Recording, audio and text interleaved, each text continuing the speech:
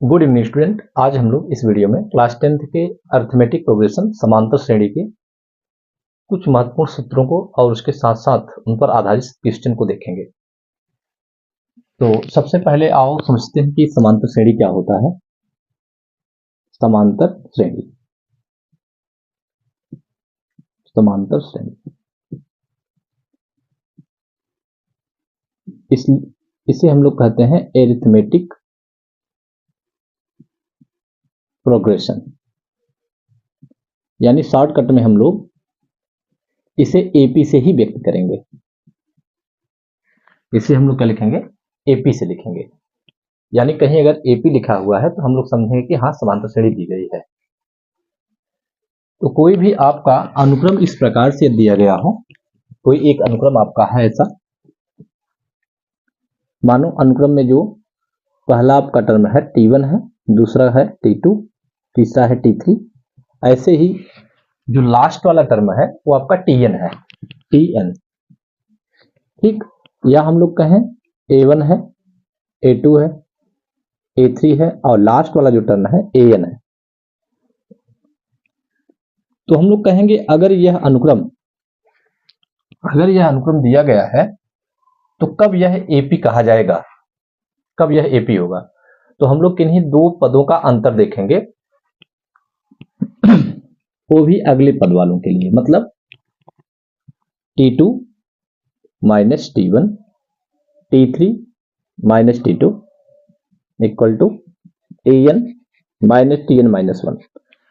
यानी कि किसी भी अगले पद में से पिछला पद अगर घटाने पर, फिर अगले पद में से पिछला पद घटाने पर बार बार एक ही संख्या प्राप्त हो रही है, तो हम लोग कहेंगे कि हाँ वह अरिथमेटिक प्रोग्रेशन में है, यानी एपी में है। इस अंतर को हम लोग स्मॉल डी से व्यक्त करेंगे। किसे डिनोट करना है? स्मॉल डी से। यहां डी का अगर अर्थ देखा जाए तो हम लोग डिफरेंस ही समझते हैं। डिफरेंस, डी का मतलब क्या समझेंगे? कॉमन डिफरेंस कह सकते हैं या केवल डिफरेंस कहो, कॉमन डिफरेंस भी बोल सकते हैं।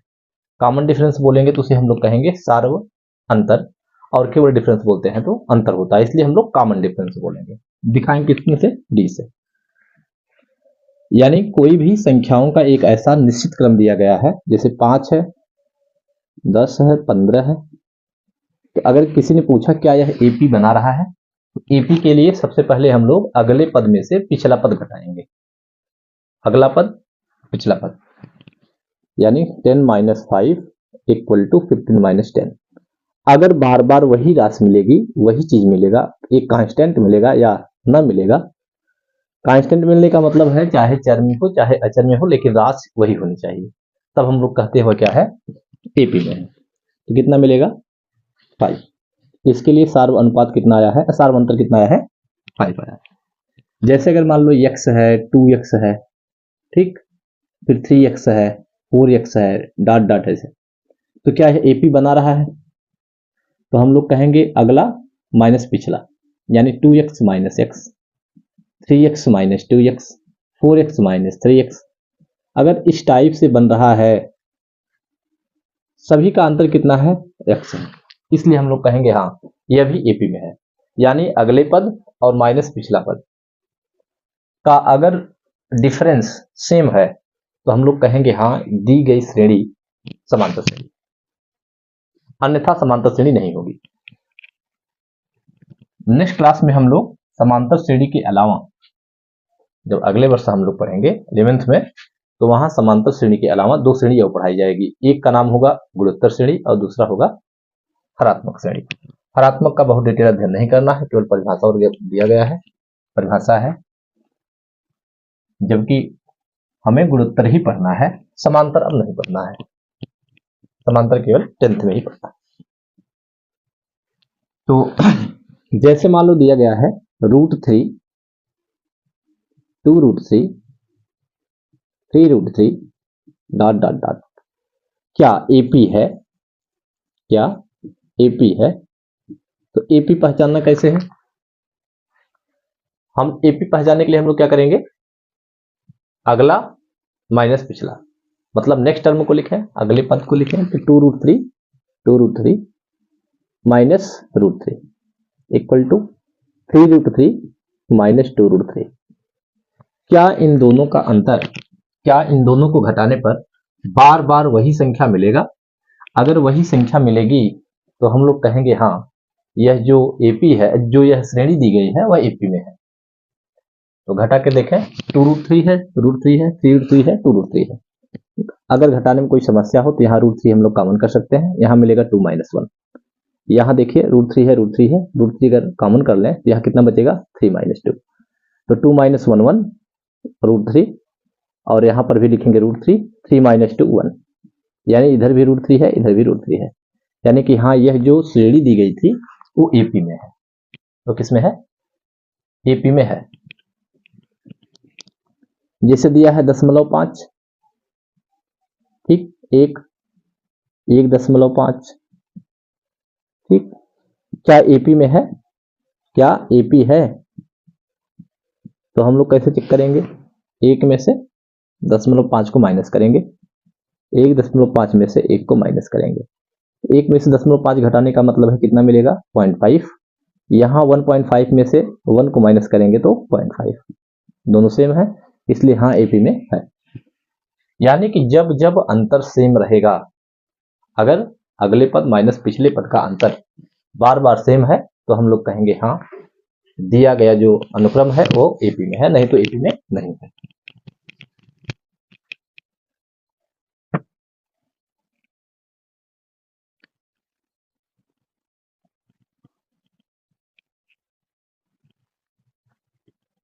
तो एपी के लिए आओ समझते हैं क्या मुख्य फार्मूले इसमें दिए गए हैं, उसे देखें और उसके बाद कुछ क्वेश्चन बताएं इसमें। तो एपी के लिए सबसे पहले हम लोग देखते हैं एपी का, चाहे कहिए व्यापक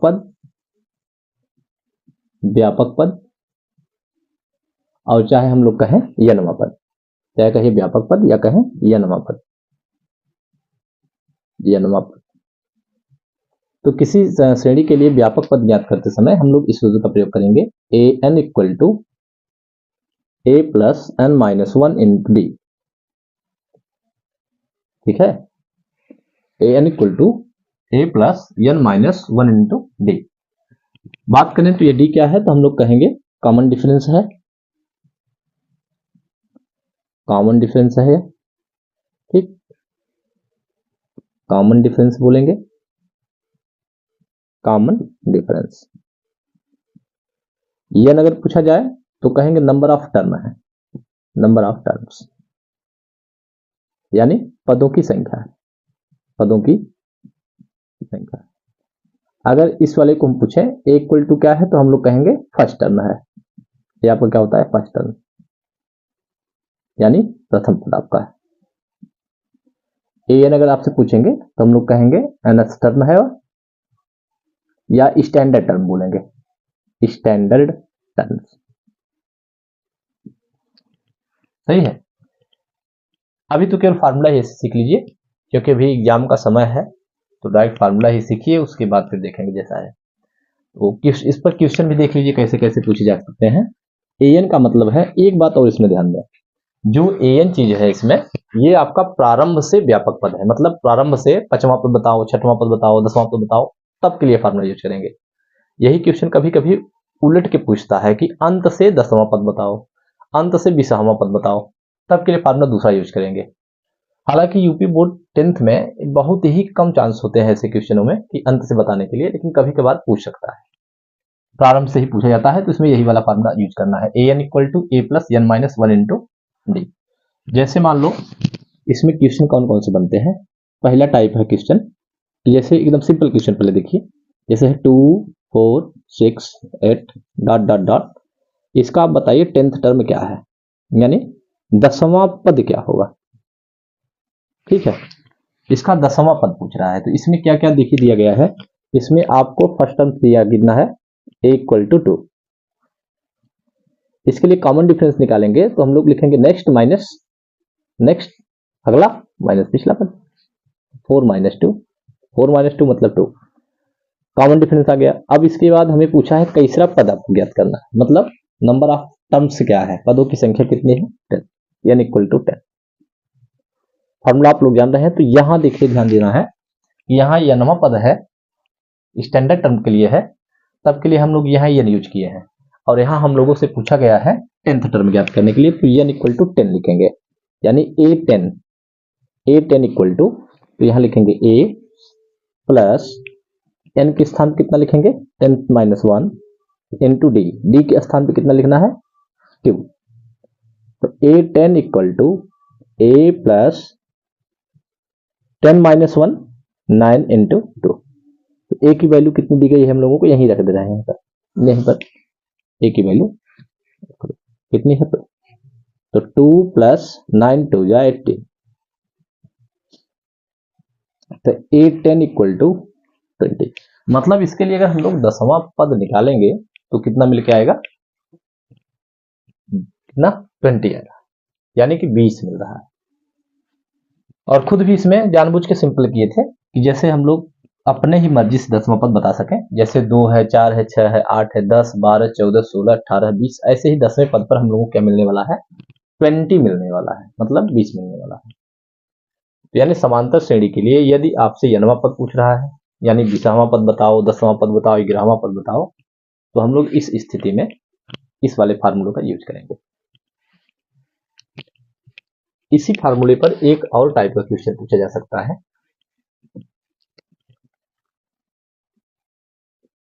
कोई भी श्रेणी देगा, श्रेणी 3 7 11 का कौन सा पद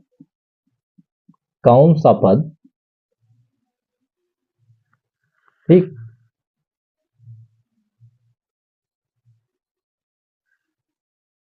कौन सा पद 123 होगा। देखिए हो पाएगा कि नहीं, 123 होगा। ऐसा क्वेश्चन ऐसे लिख दिए हैं, देखो अगर हो रहा है ठीक है, नहीं तो नहीं। कौन सा पद 123 है, तो देखें a इक्वल टू कितना दिया गया है 3, d इक्वल टू कितना दिया है 7 माइनस 3, और n इक्वल टू बताना है कि कैसा पद है, कौन सा पद होगा 1 2 3, तो n तो बताना है आपको। इसमें आपको an मालूम है, an कितना है 1 2 3 1 2 3, तो फार्मूला वही यूज करेंगे, an equal to a plus n minus 1 into D. तो an के लिए हम लोग कितना यूज करें 1 2 3, a के लिए कितना 3 प्लस n के लिए n ही रहेगा माइनस 1, d के लिए 3। ठीक है, अगर इस 3 को इस साइड लाएं तो लिखेंगे 1 2 3 माइनस 3, तो यहां कितना हुआ अब n माइनस 1 इंटू 3, यहां बचेगा कितना 120, n माइनस 1 इंटू 3। ठीक है, तो अब यहां देखिए 3 इंटू में है, इधर जाएगा तो क्या होगा डिवाइड हो जाएगा, तो 1 2 0 इंटू 3 n माइनस 1, तो यहां इसे अगर हम लोग डिवाइड करें 3 से तो कितना बचेगा 40, n माइनस 1, तो n इक्वल टू कितना होगा 40 प्लस 1, n इक्वल टू 41। तो n की वैल्यू 41 आई, मतलब इस वाले श्रेणी में जो आपका 41 तंत है, मतलब 41वां जो पद है वो आपका कितना है 41 है। 41वां पद 1 2 3, इसमें थोड़ा ध्यान दें, इसमें n की वैल्यू पूछा था, मतलब 41वां जो पद होगा nth स्तंभ जो होगा 1 2 3 होगा, क्योंकि इसमें पदों की संख्या ही पूछ लिया था। ठीक, 41वें पद पे चलेंगे तो हम लोगों को कितना मिलेगा 1 2 3 मिलेगा। ठीक, एक इस टाइप क्वेश्चन पूछेगा, मतलब n की वैल्यू के लिए कि 3 है 7 है 11 है, कौन सा पद 1 2 3 होगा, तो हम लोग n की वैल्यू बताएंगे। एक तीसरा टाइप का क्वेश्चन इस पर कैसे पूछेगा,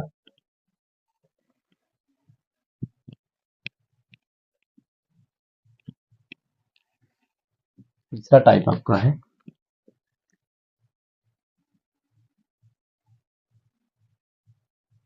क्या श्रेणी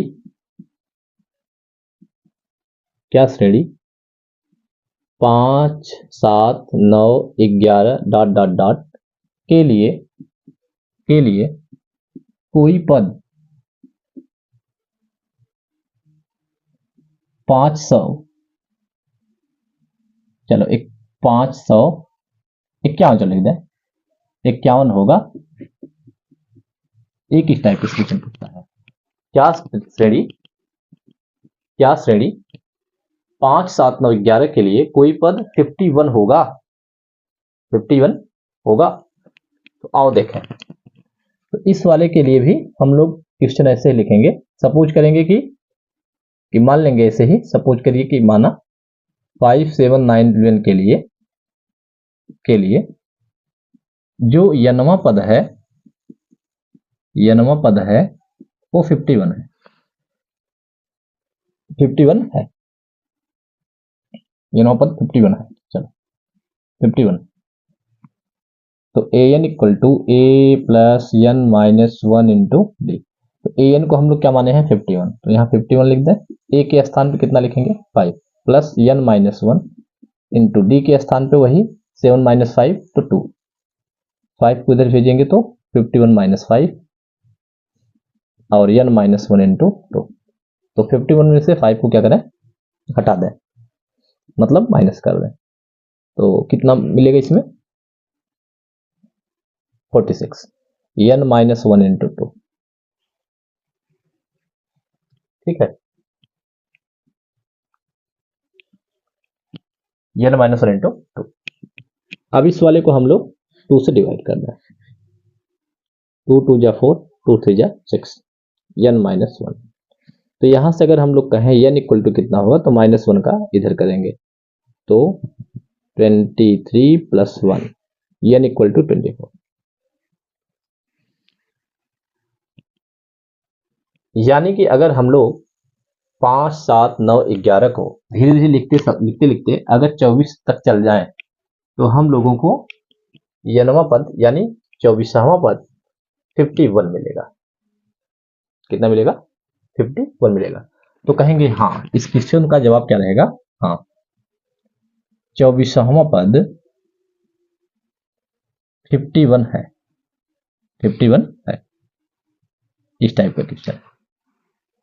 यदि मान लीजिए किसी स्थिति में n की वैल्यू पॉइंट में आ रही है, यानी भिन्न के रूप में आ गया, दशमलव में आ गया, तो उसे हम लोग कहेंगे कि हाँ इस श्रेणी में यह वाला पद कोई नहीं है। कब के लिए, जब कोई भिन्नात्मक पद मिलेगा, n की वैल्यू किस में मिलेगी, भिन्न में मिलेगी, फ्रैक्शन के रूप में मिल रहा है, तो हम लोग कहेंगे उसके लिए कोई भी इसका पद यह नहीं है।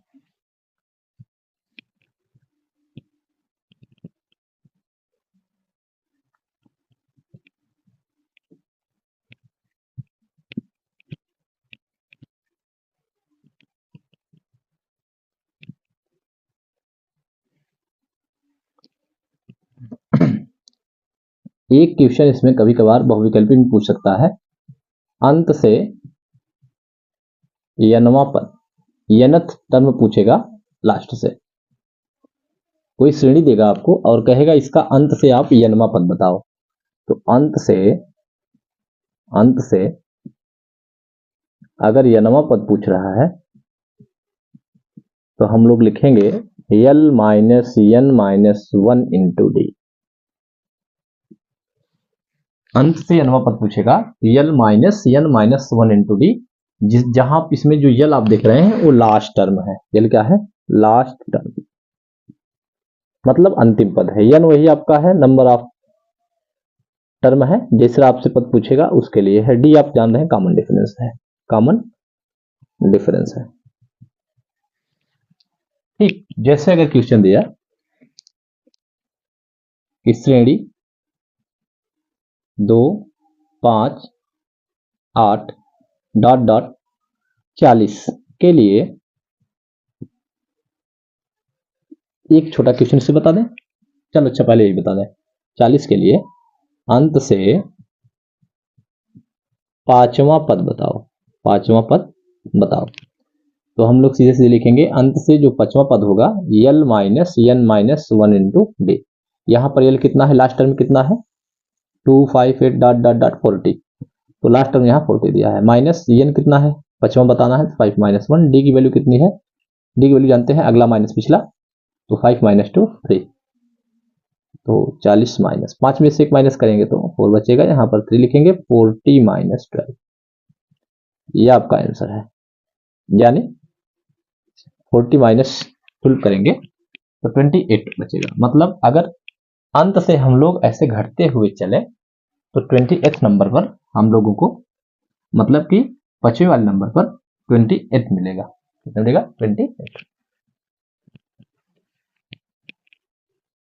एक इसमें आपको समझने के लिए क्वेश्चन बता रहे हैं, जैसे 1 है, 2 है, 3 है, 4 है, डॉट डॉट डॉट 10 है। अगर मैं पूछूं इसमें कि लास्ट से आप तीसरा पद बताओ, लास्ट से, तो सीधे सीधे लास्ट तीसरा पद क्या होगा? L minus n minus 1 into D.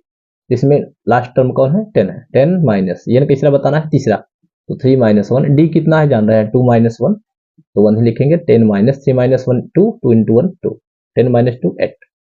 यानी इसमें जो तीसरा पद होगा लास्ट से वो 8 होगा। 10, 10 के बाद 9 और 9 के बाद 8। तो देख रहे हैं ना, सही है एकदम। यानी तीसरा पद चलेंगे तो आपको 8 मिलेगा। यानी जब आपसे पूछेगा समांतर श्रेणी के लिए अंत से n पद बताने के लिए, या अंत से पहला पद बताओ, 20वां पद बताओ, 25वां पद बताओ, दूसरा बताओ, तो इस वाले फॉर्मूले से हल करना। बहुविकल्पी में पूछा गया प्रश्न है।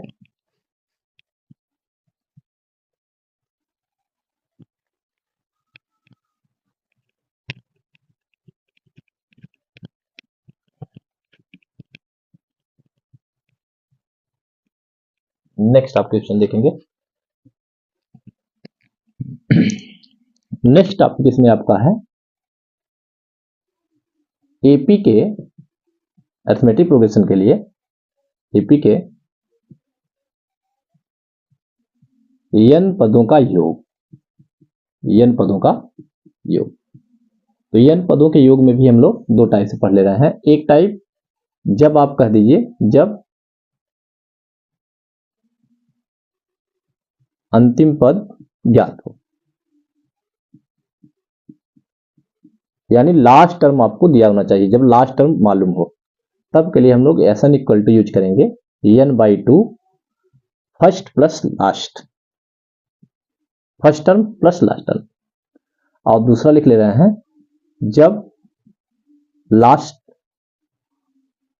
टर्म मालूम ना हो, मतलब अंतिम पद न दिया हो, ज्ञात ना हो।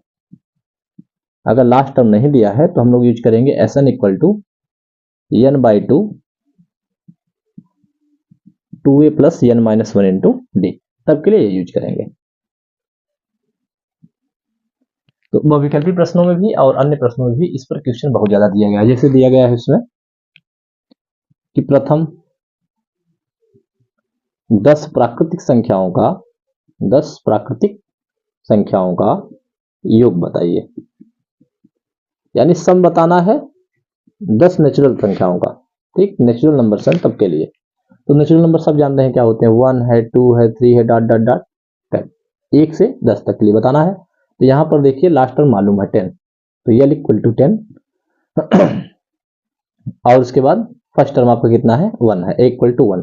तो अगर हम लोग इन्हें अगर जोड़ें, मतलब ऐसे बताना है 1 प्लस 2 प्लस 3 प्लस 4 प्लस 5, उसमें ऐड करते जाए। मतलब 1 में 2 जोड़े 3, 3 में 3 जोड़े 6, 6 में 4 जोड़े 10, 10 में 5 जोड़े 15, ऐसे जोड़ते चले तो 10 तक जोड़ने पर कितना मिल सकेगा? इसके लिए सीधे सीधे सूत्र है कितना? Yes 10 equal to n/2। n/2 क्या है? नंबर ऑफ टर्म है, कितने उसमें टर्म दिए गए हैं, तो 10 टर्म है, तो 10/2। ए कितना है इसमें? 1, तो ए को 1 लिखेंगे, इसे थोड़ा बड़ा लिखें 1 2 3 डॉट डॉट 10, ठीक। तो 1 प्लस लास्ट टर्म कितना है? 10 है, तो 10/2, 10/2 equal to 5 into 10 plus 1, 10 plus 1 11, कितना हुआ? 55। मतलब अगर हम लोग नेचुरल नंबर को 1 से 10 तक जोड़ लिया जाए तो मिलेगा 55। तो एक तो इस टाइप की क्वेश्चन पूछा जाता है, ठीक है, एक इस टाइप का क्वेश्चन।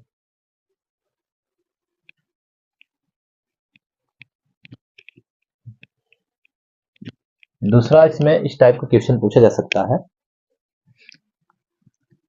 1 से 50 के बीच, 1 से 50 तक, 1 से 50 तक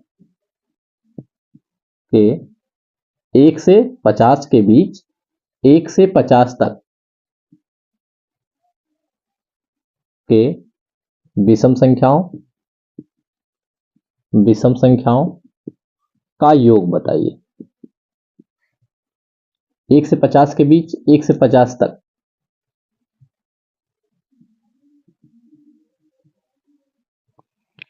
यानी कि दो क्वेश्चन एक साथ लिख दिए हैं।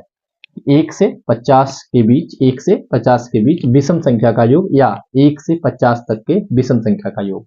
तो दोनों क्वेश्चन में थोड़ा सा अंतर होता है। इसमें लिखा है 1 से 50 के बीच लिखना है, इसमें 1 से 50 तक लिखना है विषम संख्याओं का योग।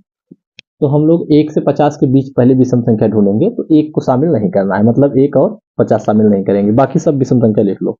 तो 1 के बाद विषम संख्या कौन मिलेगा? 3। तो लिखेंगे 3, उसके बाद 5, 7, 11, 9, 9, 9 भी रहेगी विषम में, 9। तो ये सब विषम संख्या है, 3, 5, 7, 9 डॉट डॉट डॉट। लास्ट में जो विषम संख्या मिलेगी जो 50 के ठीक पहले हो, वो कितना रहेगी? 49। कितना रहेगा? 49। तो इसके लिए अब हम लोग क्या निकाल रहे हैं? योग पूरा निकाल रहे हैं, 3, 5, 7, 9 डॉट डॉट डॉट 49 तक। यहाँ पर ए इक्वल टू कितना है? 3 है। यल इक्वल टू कितना है? 49।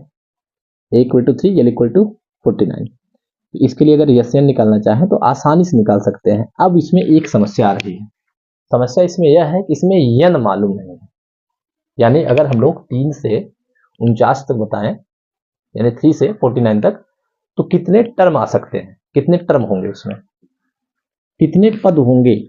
जैसे 1, 2, 3, 4, अब 9 के बाद 11 लिखेंगे, 13 लिखेंगे, तो कितने टर्म होंगे? तो इसमें यन नहीं मालूम है, तो यन निकालने के लिए हम लोग यूज करेंगे A N equal to A plus N minus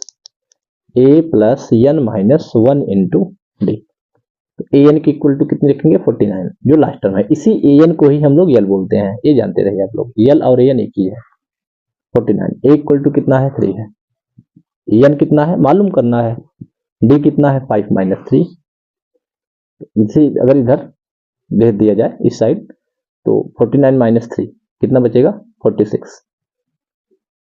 N minus 1 into 2 से डिवाइड कर दें इसे तो 23 एन माइनस 1, माइनस इधर करेंगे तो कितना होगा? 24।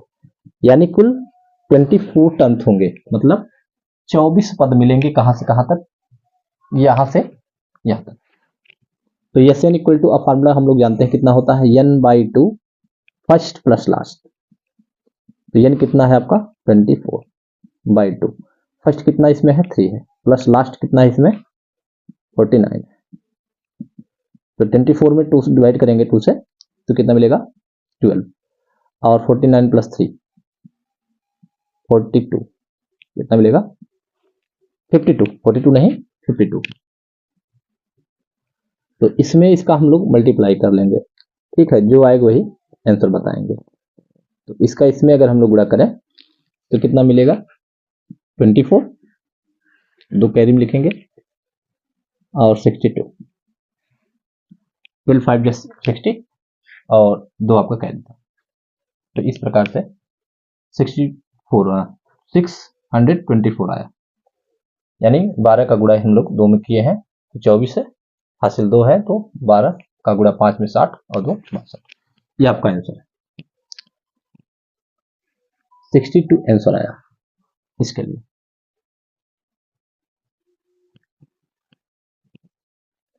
दूसरे वाले क्वेश्चन में जब कहा है, तो कहा है 1 से 50 तक के विषम संख्या का योग बताना है। तो 1 से 50 तक जब शामिल करेंगे तो हम लोग कहेंगे 1, 3 डॉट 1, 3, 5 डॉट डॉट डॉट। अब 50 तो है नहीं विषम, तो 50 के ठीक पहले कौन होगा? 49। तो इसमें ए इक्वल टू चेंज करके कितना लिखेंगे? 1। ए क्या बन जाएगा? 1। और एन इक्वल टू हो जाएगा 25। ठीक, इसमें 24 है, इस वाले में एक टर्म और बढ़ गया है। कौन टर्म बढ़ा है? 1, यह वाला एक टर्म और बढ़ गया है। यही दोनों में अंतर है क्वेश्चन में, कि अगर बीच दिया है तो बीच वाले पद को चुने, अगर तक दिया है तो फर्स्ट एंड लास्ट चुना।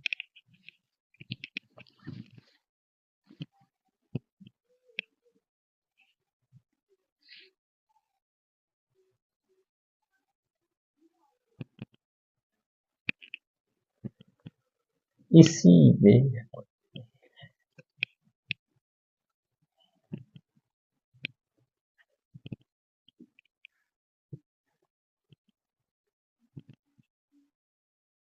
एक समांतर श्रेणी है, उसका यमवा पद जो आपका है, यमवा पद यन है, यनवा पद यम है।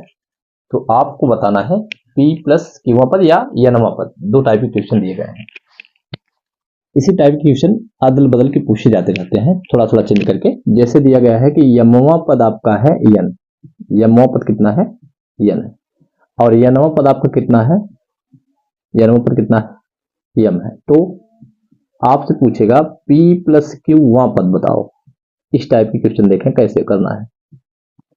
या कभी कभी क्वेश्चन में पीवा पद कुछ देगा, क्यूवा पद कुछ देगा, फिर आपसे पूछेगा यनवा पद बता दो।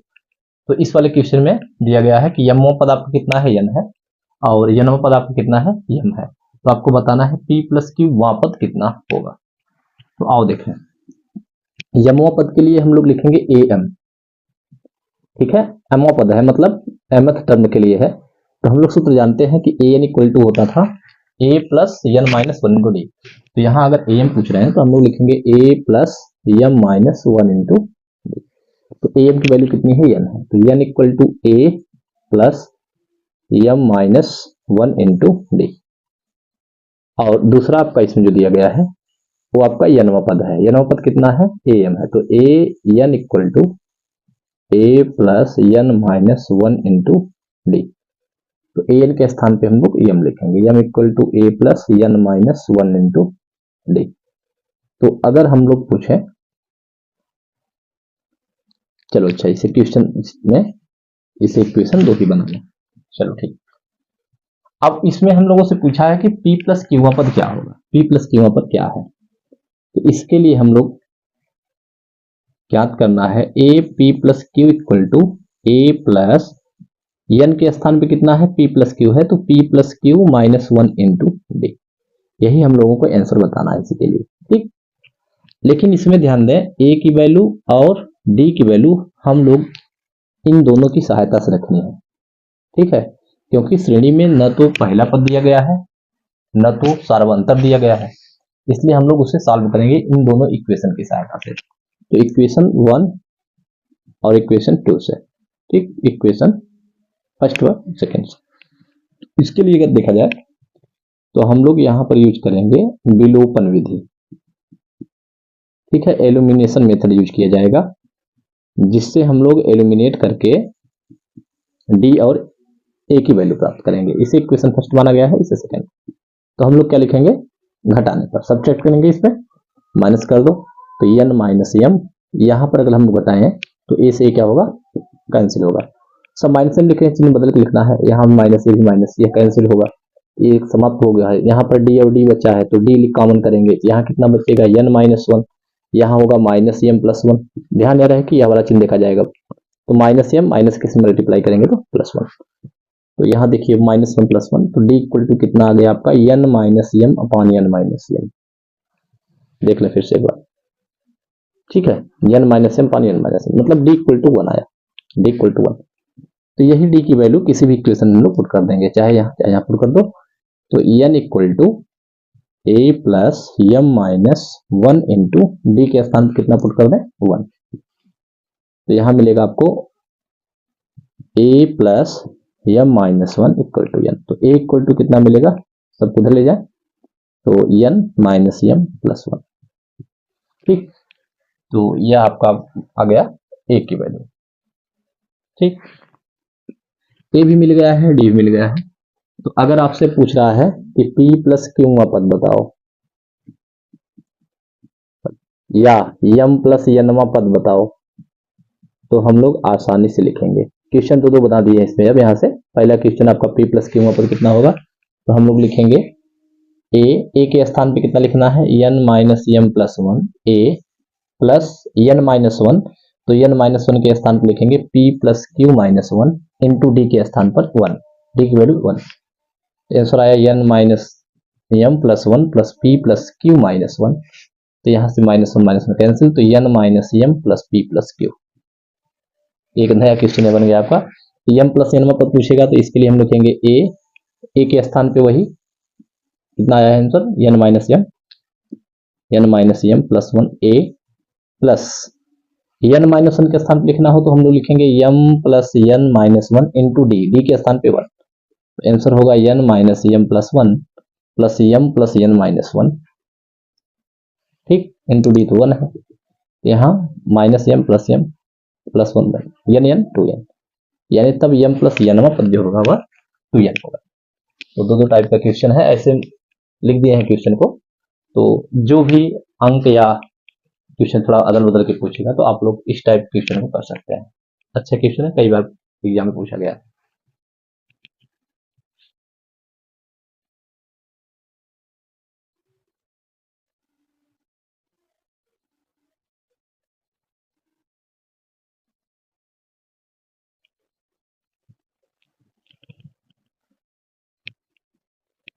दूसरा इसमें जो क्वेश्चन पूछा जाता है, दूसरा देखिए इसमें जो बहुत बार क्वेश्चन है, थोड़ा अलग टाइप से पूछा क्वेश्चन।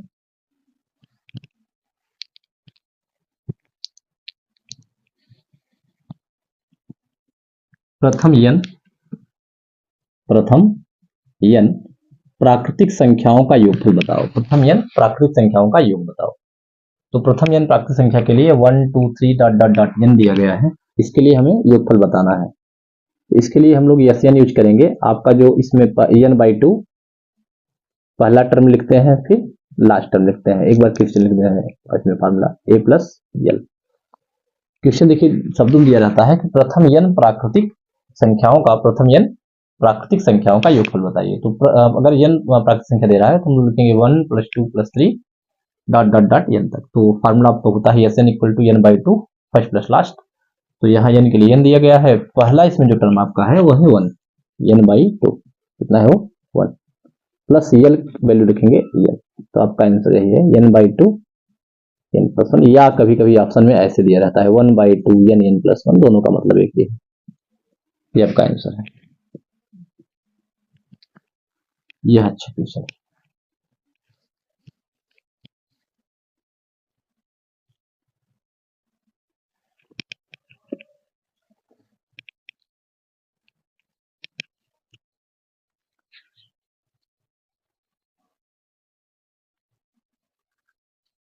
नेक्स्ट क्वेश्चन में देखेंगे,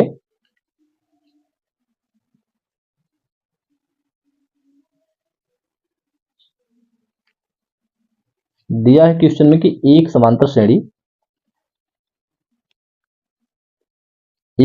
श्रेणी का चौथा पद शून्य है और 25वां पद 11वें पद से 3 गुना है। ये वाला क्वेश्चन इस बार, या इस टाइप का क्वेश्चन इस बार बहुत ही अधिक संभावना है पूछे जाने की। क्वेश्चन आपका क्या है, क्वेश्चन आपका लिख दें इसमें कि एक समांतर श्रेणी का चौथा पद आपका शून्य है। चौथा पद शून्य है, सिद्ध कीजिए। चौथा पद शून्य दिया है तो सिद्ध कीजिए 25वां पद 11वें पद का 3 गुना होगा। 25वां पद 11वें पद का 3 गुना होगा। 25वां पद 11वें पद का 3 गुना होगा, यानी 3 गुणे 11वां पद। यह क्वेश्चन है, ठीक। यह क्वेश्चन पूछा गया है, मतलब सिद्ध करने के लिए कहा गया है, और जबकि दिया गया है चौथा पद शून्य है, a4 इक्वल टू 0। क्वेश्चन में क्या दिया गया है, एक समांतर श्रेणी है, उसका चौथा पद कितना है, शून्य है। ये आपका गिवन है, दिया गया है इसमें, और आपसे पूछा जा रहा है कि अब आप प्रूफ करिए कि जो इसका जो 25वां पद है वह तीसरे पद का 11 गुना है। तो चौथा पद अगर 0 है तो चौथा पद होने के 0 मतलब क्या है कि a, चौथा पद मतलब a plus 3d equal to 0। तो a equal to minus 3d, equation first बना लो। अब यह चीज प्रूफ करना है, इस वाले क्या करना है, प्रूफ। इस वाले की प्रूफ अगर करना है तो हम लोग कहेंगे a25 मतलब a25 equal to a plus 24d। Marker ये थोड़ा कम चलता है, 24d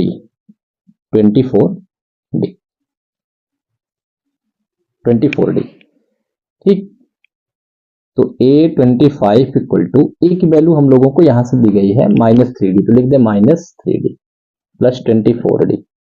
तो मिलेगा a25 इक्वल टू 24 माइनस 3, ठीक। तो 21d, इक्वेशन सेकंड बना लो। दूसरा आपका बीच में दिया गया है इलेवेंथ निकाल लो, ए इलेवेंथ। ग्यारहवां पद ज्ञात करें तो ए प्लस 10d, ए प्लस 10d। एक घटाकर होता है n माइनस 1 इंटू डी, 20वां पूछेगा तो 19, यानी n माइनस 1 है तो मतलब हर बार एक पद घटा दिया करेंगे। 11th पूछा है तो 10d, 11th ए की वैल्यू कितनी है -3d प्लस 10d, तो 11th equal to 10 minus 3 7d, equation third. अब इक्वेशन सेकेंड और थर्ड से देखें, 2 एंड 3, ठीक।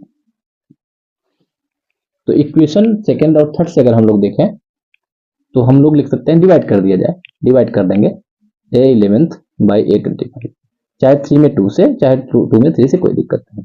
इक्वल टू यहाँ कितना लिखेंगे 7d अपॉन 21d, तो यहाँ से 7 3 या और डी बी, यहाँ बचा कितना देख लीजिए A11 A25, मतलब 11th और 25 पद, यहाँ कुछ नहीं बचा है, केवल 1 है, और यहाँ नीचे बचा है 3। क्रॉस मल्टीप्लाई करेंगे तो 3 into A11 equal to A25। यही हम लोगों को प्रूफ करना था कि जो 25वां पद है वह 11वें पद का गुना है।